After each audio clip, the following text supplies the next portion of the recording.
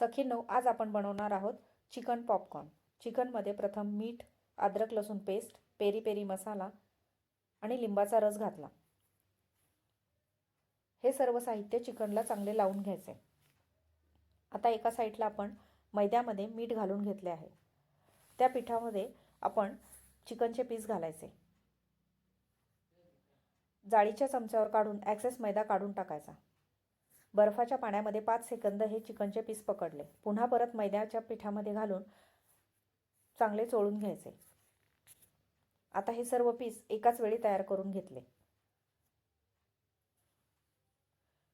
गरम केलेल्या तेलामध्ये मीडियम टू लो फ्लेमवरती आपण हे चिकनचे पीस तळून घ्यायचे।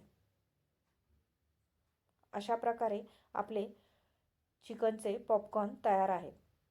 तर तुम्हाला कसे वाटले हे चिकनचे पॉपकॉर्न? थँक्यू।